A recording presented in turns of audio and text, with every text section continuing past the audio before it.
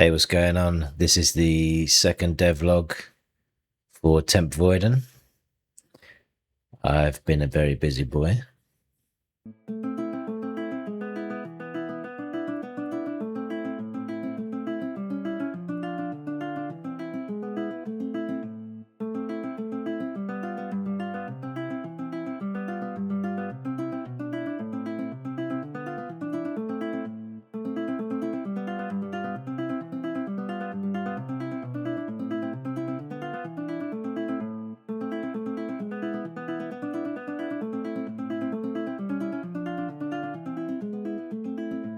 Finally got around to creating a little summary of what I've been doing. And to be honest, even though you just saw a quick time lapse of what was a considerable amount of model optimization and quite a bit of substance texture painting, really it was just a quick once over to create some sample textures and to put it together and see what it looks like, right? When you're making a game by yourself and you're doing all the graphics and all the coding, you don't really follow the textbook, get all the mechanics done first and then worry about the graphics later and this and that, because you're also responsible for the game design itself. And that involves the ever elusive game feel, and you've got to set the tone, you've got to decide on the ambience and the lighting, and deciding on the graphics also involves deciding how much work you're gonna actually put into it, how much time you've got, what sort of hardware you're gonna target. So when I was developing mobile games, well, it's for mobiles, it's quite easy. You know that you're targeting pretty low level hardware. But with the PC, there's a whole range of hardware that you could target. Now, I'm one of those gamers that really dislikes unoptimized games. I know there's a big problem these days with Unreal where you just load up Unreal. It's got all these bells and whistles that make your game look amazing. The lighting looks amazing. You know, it uses deferred rendering. It's got Nanite, Lumen, all these things that make it look really cool really easily. But you need an RTX 5080 to run it, you know, and 100 gigs of RAM. It's just ridiculous. So I want to make sure that my game is playable to the most amount of people, and that it runs smoothly, and that it looks good and feels good, even on low-end hardware. I think that's really important. You know, I look at the greats in the industry, you know, like John Carmack, and you look at Doom 2016, for example. Doom 2016 uses OpenGL forward rendering. Yeah, it has a Vulkan option, but still it's OpenGL forward rendering. And you'll hear people who are, you know, quite prominent game developers, especially in the indie game space and stuff, you know, bashing it, going, oh, OpenGL's nonsense and this and that. And there you have AAA serious games being made leveraging it. So, you know, I think it's important to also challenge yourself and make sure that you know what you're doing, and give yourself limitations to work within, so that your skills develop, and so that you're always making the highest quality product you can make, even on an indie dev scale, even on a small scale. You're making a small game. If you asked anyone, they'd go, oh, it doesn't matter. You've only got a few models. You've got a small scene. Who cares? Graphics cards can handle it. Do this, do that, you know, just throw it in. That's a terrible way to be, because your project always invariably gets bloated anyway. It always ends up bigger than you expected with more stuff. It gets heavier and heavier, and the more complex it gets, the harder it gets to then go back and optimize it all. I wanted to do that straight from the start, and I've done an awful lot of technical work to do that. So I wanted to throw together some lighting, some materials, optimize, basically get a pipeline going, work out my workflow. And I've decided on fully low poly. I'm not even bothering with wasting time modeling high poly and then baking onto the low poly to get, you know, I'm going for the low poly aesthetic, the jaggedy edges, but still making it look good. It saves me a massive amount of time. It keeps the game looking like a game. My game doesn't require realism. It's in void space. It's a simulation anyway. I want it to look like this. I want it to feel like that. So the low poly is perfect for that. I have to model everything and texture everything and do everything. So I have to consider the time constraint while I'm working a full-time job as well. I did some rudimentary texturing in Substance, set up my material pipeline. I've optimized my lighting. I've optimized the engine settings. So I don't want to get too technical in this video. So I'm going to give you a brief overview of some of the optimizations I've made, the decisions I've made on the technical side. But I have actually learned so much. I've got this huge list of notes that I've taken from the Maya side of things, prepping the game assets, optimizing all the models, UV mapping them correctly for Substance, for the Unreal workflow, setting up Substance, custom exports, again, tailored for Unreal. And in Unreal, I've set up all my master materials for material instancing. I've gone through a whole heap of trouble working out the lighting since I've switched off all the fancy stuff in Unreal. I'm using Shader Model 5 instead of Shader Model 6. I'm not using hardware ray tracing. I'm using forward rendering instead of deferred. I'm not using Nanite. I'm not even using screen space ambient occlusion. There's so much stuff I've changed. And so I'll make a video. It's not going to be a tutorial on how to model 3D and how to use Substance Painter, like an in-depth thing like that. It's literally going to be how to build the pipeline for an indie dev. I'm going to focus on the low poly aspect, but I will show how to bake high poly to low poly in Substance because it's really actually quite easy, and give you some pointers on that.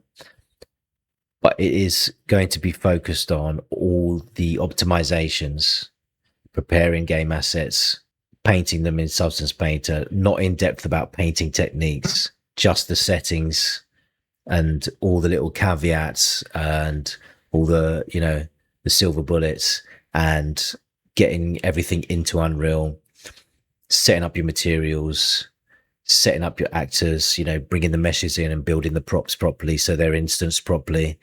And how animation works maybe a bit, and some bit of coding tips and the specifics, going through all the project settings to make sure you've switched off all the heavy end stuff.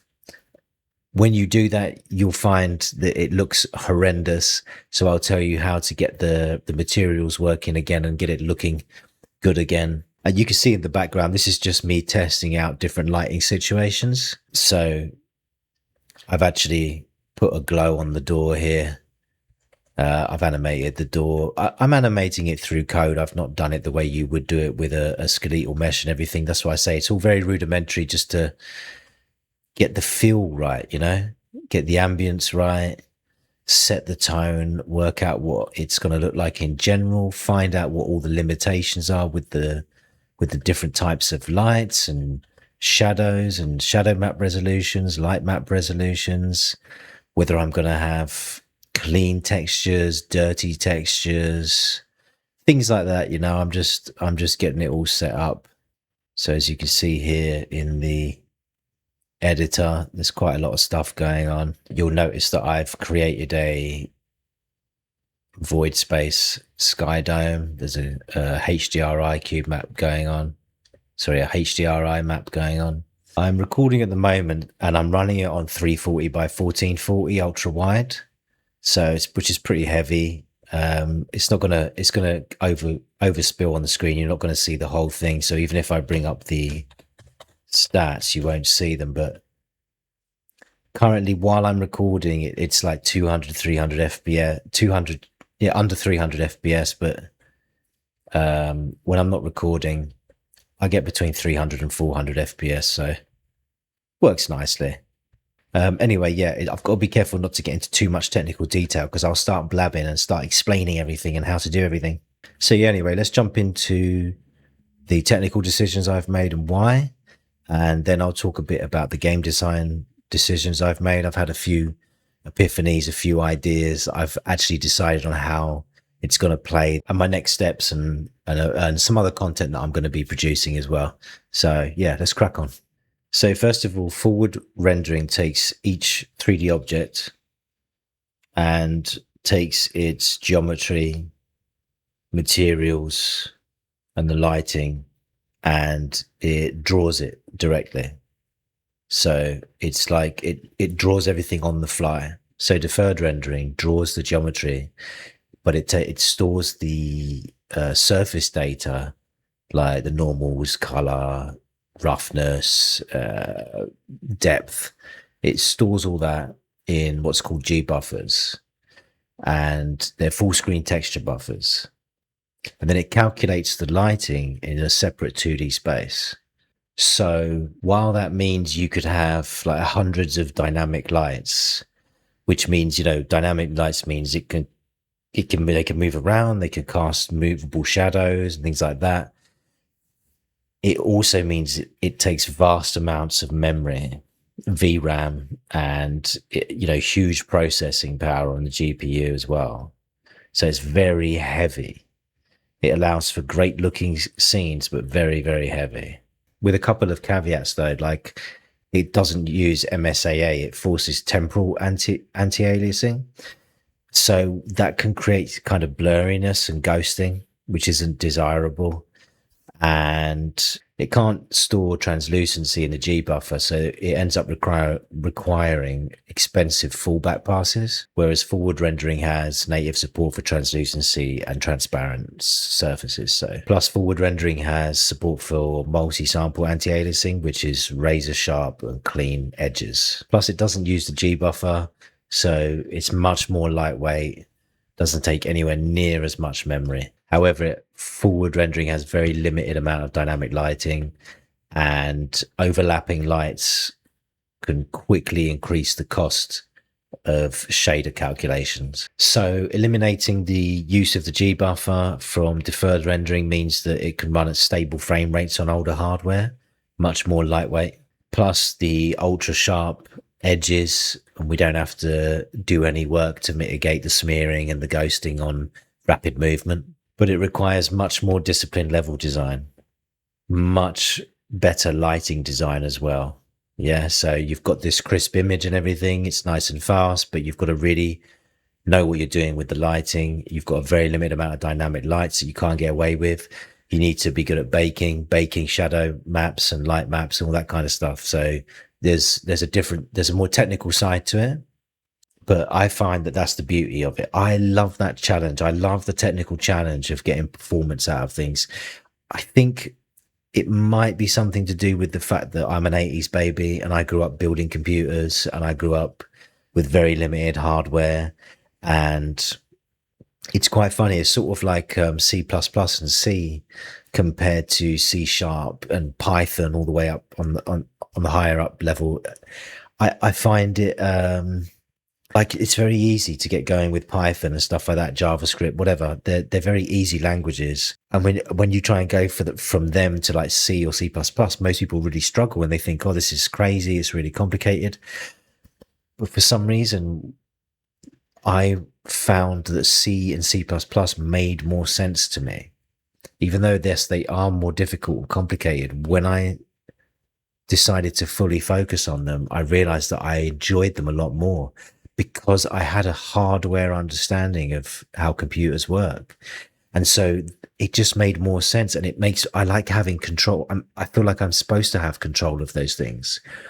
And languages that take that control away from you, it doesn't feel right. I don't feel like I'm really, I don't know how to describe it really. I don't feel like I'm really engineering. I'm not really interacting with the hardware, with the computer. I'm not. I mean, they have their purposes. They're fantastic for what they're used for, but when I see people trying to do things with them that they're not meant for, it's ridiculous to me. It makes sense that if you're going to make a performance piece of software or a game, you're going to use something lower level, and if you are someone who is making something like that, you should be the kind of person that enjoys that, and I do enjoy that.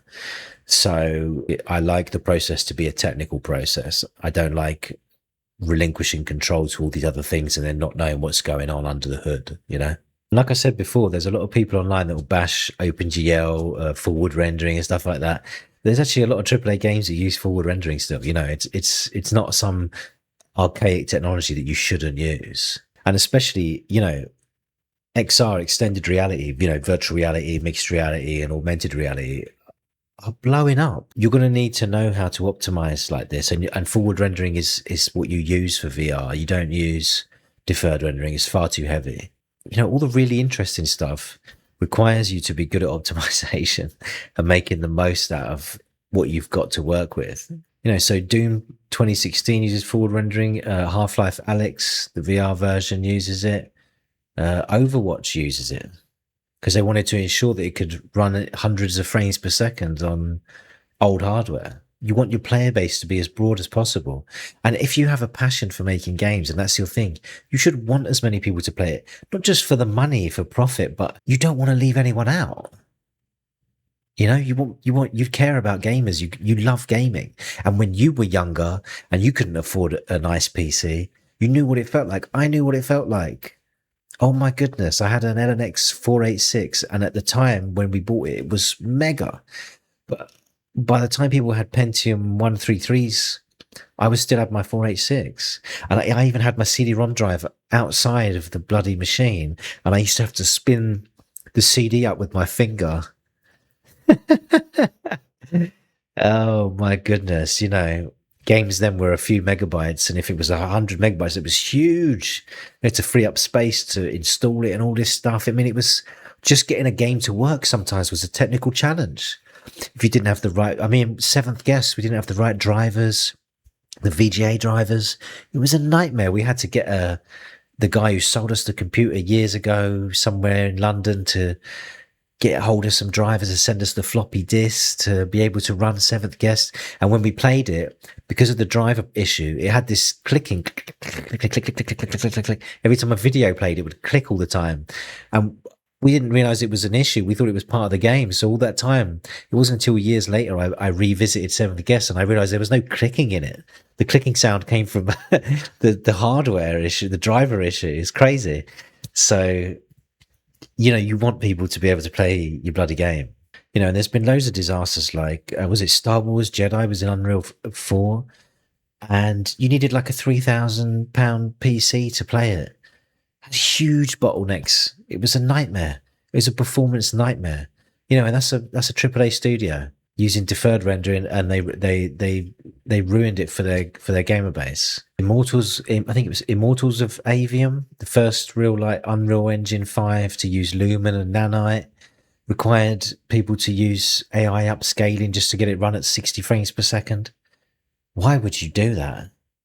Why would you do that? Ark Survival Ascended bring high-end graphics cards to their knees with all the deferred global illumination overhead, that the totally unoptimized pipeline they had. Another one was Redfall. That was Unreal Engine 4, I believe. Suffered from texture popping, stuttering, again deferred rendering, just killing performance, highly unoptimized. It's not just a magic wand that makes your game work great. It looks great in the editor with your big beefy machine, but it doesn't work for anybody else. And that brings me on to Lumen. So Lumen is constantly calculating all the light bounces off of surfaces, and it looks amazing. You don't have to do any extra work for lights to glow on surfaces. It look, great for photorealism, but as you can imagine, that kills performance. Yeah. And even Lumen has its issues. It goes a bit fuzzy in dark areas, and it has, what is it called? Temporal ghosting, where it bleeds through walls on frame 0 and stuff. And with my method, like I said, it's all baking. You've got to bake all the light in, bake the shadows. You have total control. So it's 100% down to you how it looks, with even the glows, everything. You've got to manually do all that sort of stuff, but it gives you total control, and it means it's performant, as I say. Okay, now I'll quickly cover Nanite. Nanite was really designed so that you can have objects in your scene with millions of polygons. In case you don't know, you triangulate everything before you bring it to the game engine. So everything is triangles.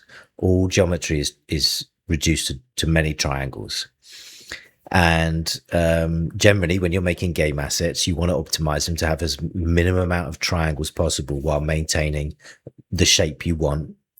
and it being visually pleasing. And what we do is, judging by distance, as in how close you are to objects in the game, we swap the object out for what we call a level of detail. So we'll have a high quality mesh, a mid quality mesh, and a low quality mesh. So there'll be a high amount of triangles, a reasonable amount of triangles, and very few.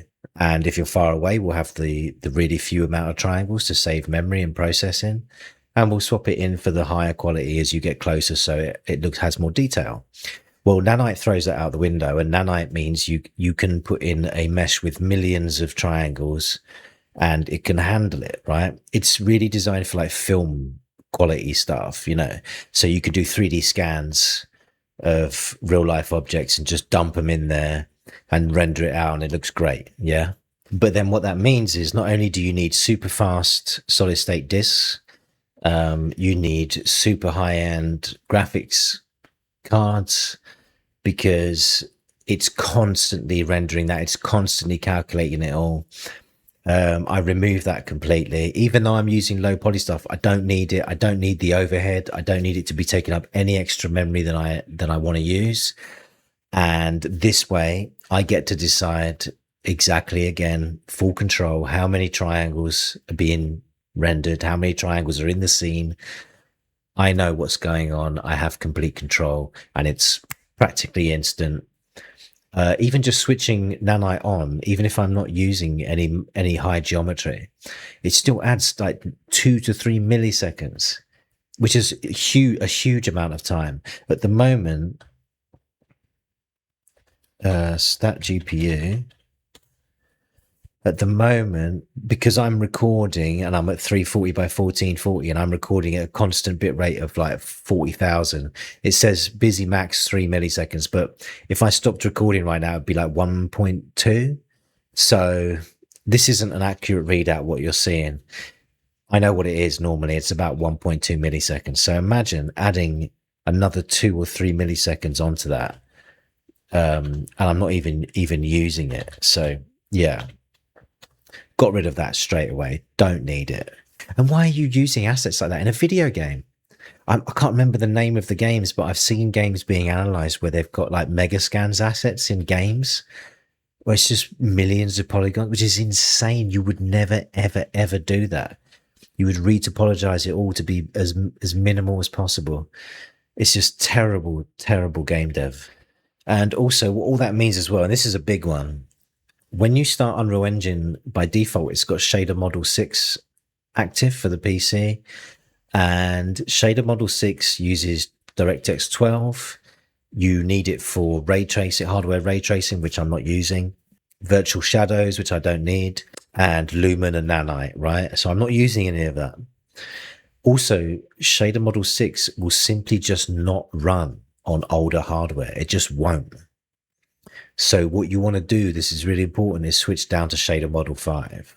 You enable and you disable Shader Model 6 across the board. And with DirectX 12 also, it's notorious for shader compilation starter, unless you manage it really, really well. So it's better to take it a step down. I'm not using any of that advanced stuff. It won't even run on hardware anyway, old hardware anyway, so out the window. And as I say, this preps you it preps me for moving into the XR space, because I really want to go pretty hard into the VR space. And that requires high optimization, because you have to do stereo rendering then. So you have to render everything twice, in each eye. So, optimization is key. Yeah, bake in lights. You don't want any dynamic lighting really. You're even more limited. So this is a step in the right direction for me personally. And I just think for anyone else, you should be really focused on creating highly optimized games. Now, this isn't even the kind of optimization you do at the end of development. This isn't game optimization. This is pipeline optimization. This is workflow optimization. So this is just the setup. And there's a whole load of other stuff that I'll go through in the technical video. Like I say, regarding material setups and everything else that you've got to do. I've just given you, that's a very brief overview of the basic settings that you have to enable or disable in the project settings, you know, to get the engine to where you want it to be. There's a whole load of other stuff you need to do. There's a whole load of settings when you import meshes that you have to make sure you've got right. You even have to disable Nanite capabilities on meshes when you import them, even if you've disabled Nanite. You know, there's all kinds of little bits and bobs you need to take care of. So it's a huge list of things. I'll put it in that separate video. Let's move on to some more interesting stuff, some more creative stuff. We'll talk about the game design aspect and where I'm going with it. Yeah. Okay. So I've done a lot of thinking on the design of things, the puzzles that I'm going to build, how they're going to be presented, the game flow, the lore behind it all. Now, existing in the void is essentially a test. It's an assessment to see if your consciousness is worthy of existence. It is an intelligence test. It's a test of your creativity, your ability to interpret and understand art and produce art, your ability to understand science, to wield it, to engineer, to think critically, grasp abstract concepts, and solve problems. It's a test of your temperament, your humility, your sense of humor, and ultimately you want to be able to exist. You want existence. So you want to pass the assessment. Now, you're not sure what's to become of your consciousness if you don't pass the assessment. There are two possible endings of this game.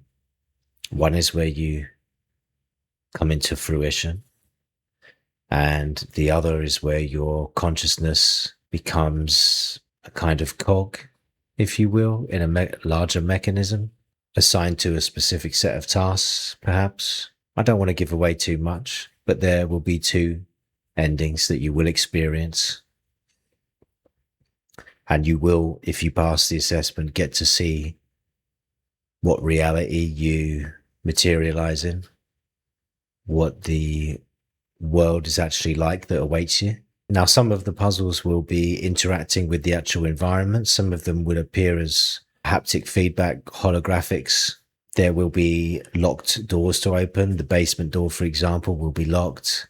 The door that gets you into the building to take the elevator to the roof will be locked. There will be content locked behind puzzles that will reveal things to you, clues to other puzzles, but also lore. So you gain a deeper understanding of where it is you exist and what might be coming. So one of the main features of this experience would actually be another character. There is an elusive stranger, I like to call him, who will appear seemingly randomly, but obviously tied into events. The elusive stranger will appear in different locations in the scene. There will be dialogue options. I did toy with the idea of training an LLM on the lore of the game so that you can have like a more of a fluid dialogue with them where you type in whatever you want to say, or maybe even voice recognition. You say, but that's too much for this. I can have total control over this dialogue. I'll create defined dialogue trees. I want his dialogue to be kind of mysterious, somewhat abstract, thought-provoking. He will provide clues, but also lore, existential, intriguing, engaging conversation, vague most of the time. For example, I'll have him appear sometimes down here at the bar. He'll open up the bar shutter and he'll be there when it's time. There will be a laptop here with puzzles to solve and content on it. There will be a projector up here on the roof, projecting onto the screen at the back of the room here. Maybe sometimes you'll find strangers sitting down on one of these benches watching specific content, getting different content to play on there to give you clues and lore. As I've said, this door will be locked, so you'll have to open that. This door here will be locked. There'll be a screen here with content on it. There'll be a puzzle here that will unlock more content. The stranger will appear here on these benches at times. I've taken the lighting off here for the dustbins. Oh dear. There we go. There's a bit of light in there so you can see the dustbins. You know, they will be involved. Everything will have a purpose. I like everything to have a purpose in games. You don't make things for no reason, but also even objects that aren't to do with it should have a purpose, you know, whether it's created immersion or whatever. Like, I want to make sure that For example, these stools can be picked up and thrown around or bumped into and knocked over or moved. It creates an immersion in the environment, and I think it's very lazy when game devs don't do stuff like that. For example, if you remember the old Skyrim, you could just pick up any object and throw it around and interact with everything, and check everything out, and the player might just enjoy being immersed in the environment. They might not be doing anything in particular, and they just get attached to the game and enjoy the fact that they have that freedom, And yeah, at some point you'll get up here on this lovely elevator, and there'll be puzzles to solve up here. You'll find out what these do, and all here there'll be like a sort of an engineering puzzle here. Yeah, so like I said, I don't want to give too much away, but I have been designing the puzzles. That billboard up there will actually be a screen. Again, more hints and clues and content, and when I say content, I mean lore. There's actually a sign piece going. This will all be filled in. That's not how it's going to look. This is all just testing. Please don't think that what it looks like now is what it's actually going to look like. Yes, so I've been doing an awful lot of thinking. I even created a nice little, I like these little, I had a problem here where you see how the door bounces back up if you're standing in it. I had a problem where you could stand under it and close it, and you would get stuck in the bloody door, in the collision box of the door, and you wouldn't be able to get out. So I made an invisible collider just on the inside of the door there. These little things that you have to do. You can see it there. See that box? Yeah, that box is a sensor. So when it knocks into the player, it just pushes it back up. And just to tell you, so I'm using an animation curve to open the door and close the door. And what I did was, in code, I tied the luminosity of the see, this rim here is orange. Now, obviously, that's an emissive material, but it doesn't actually emit light as such. It doesn't make the area around it glow. That glow is coming from a spotlight that I've put here inside the door. However, what I've done is I've attached the luminance of the glow of the spotlight rather, to the animation curve of the door opening and closing. So when it's closed, it's completely off. And as it opens, it gets brighter and glows. And I just love that. It's so simple. Yeah, little things tickle me. So yeah, that's cool. Yeah, these are rect lights here that give the glow off.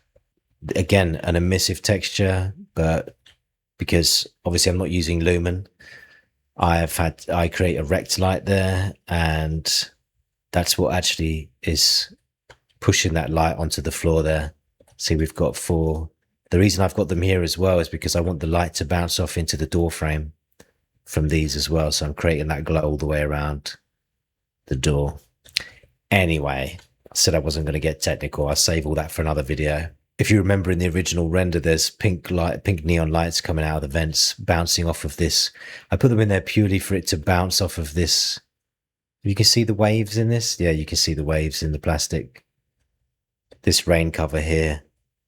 I will definitely have some rain in the game. I want to, even though we're in the void, I love rain. So I will have a rain system. I just want the pitter patter of rain on this glass. I'm going to do it just for the aesthetic. I have to. I love rain and anything rainy. So I think it'll add to the atmosphere. There will be rain. I've lost my train of thought now. See, I've started getting into the nitty gritty of things. So now that I've got all that sorted, I've got all my engine optimized, my pipeline sorted out. I know where I'm going with the graphics. I know where I'm going with the lore, how the game flow is going to go, what the endings are going to be, the main character that you're going to interact with. I've got all that nailed down. I don't need to do any more work on lighting or graphics or any of that. I'm saving all that to the end now, as it should be. Now I get to focus on the mechanics, building the puzzles out, taking the puzzles from paper to code and in-game playability. And it's going to be, I'm really looking forward to this part of it. It's going to be a heavy amount of work, very heavy amount of work. And then I'll come back to all the graphics and everything later. So yeah, looking forward to that. Stay tuned for that. Oh, actually, I just wanted to show you one more thing before we before I let you go, I would love some feedback on this in the comments. Okay, so as you see here, I've got this starry background, this sky dome. I just want to change this and get your feelings on it. I'm not going to say anything just yet, but just see how you feel. You know, you've been looking at this for a while I've been talking.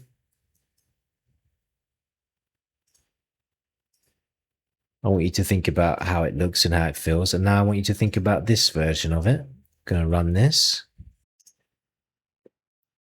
How do you feel about that?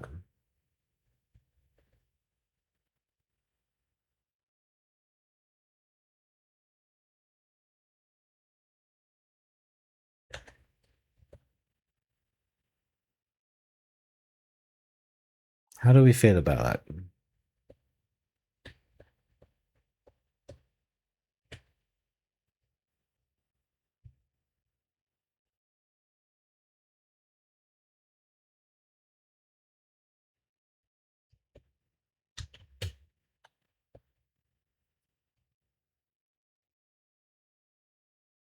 Okay, now you've had a look at it. I'll tell you what I was thinking.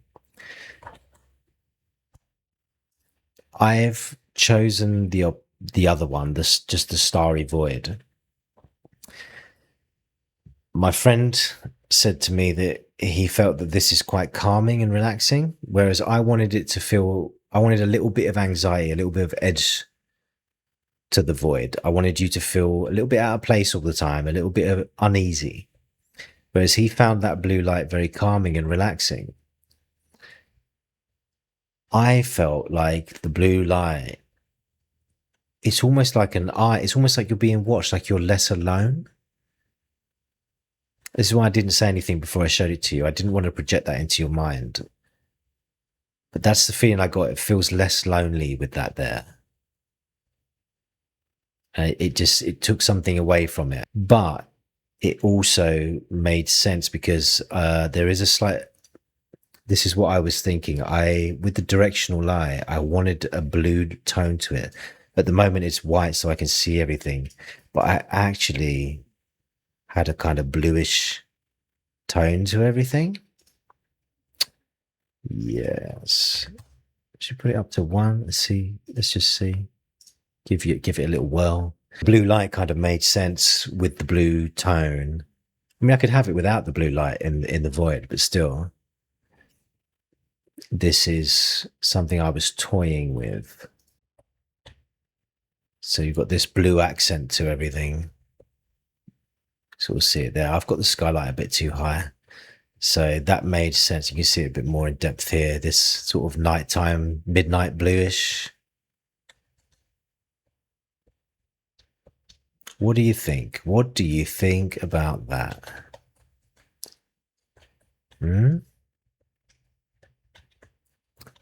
Let me know what you think about that, please.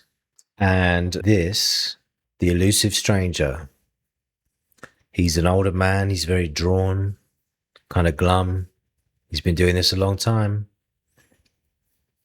He's been in the void forever. And he forever will be. He can come out of the void if he wants to. And ultimately, it's up to him whether he opens up the pathway to your existence. He can control access to and from the void. He decides where you go, and he himself can pass through the void. So he's a very interesting character. That's the concept. That's how I want him to generally look. Yeah. What do you think? Let me know. It'd be interesting to see people's feedback. Okay, well, that pretty much wraps it up. Stay tuned for the technical video on defining your pipeline and getting it all working for your indie game dev using Unreal Engine 5. On a side note, I just want to let you know that if you look at these here, if I could just, actually, I'll bring the screen over so you can see. These are demos and games that I've got that I'm going to do reviews of. I'm going to play through all of these, so it's quite a lot of videos to do. But, you know, it's something that I've been wanting to do, and I've just got to knuckle down and do it. It's been really hot here and I've been really busy. And when it's really, really hot in the summer, it really sucks to sit at your computer for hours and hours. I already do that as a day job. So like to sit here then recording videos, and you're just sweating. It's a lot. So yeah, I'm going to get these done. So stay tuned for that. Some of them are indie games. Some of them are from bigger studios. Yeah, but they all look really good. Generally adventure games. I love an adventure game. You know what to do. Like, subscribe, hit the bell, blah, blah. I hate it when people say that, but it's got to be said. It does make a difference. Thanks for watching. Stay tuned and take care of yourselves. See you later.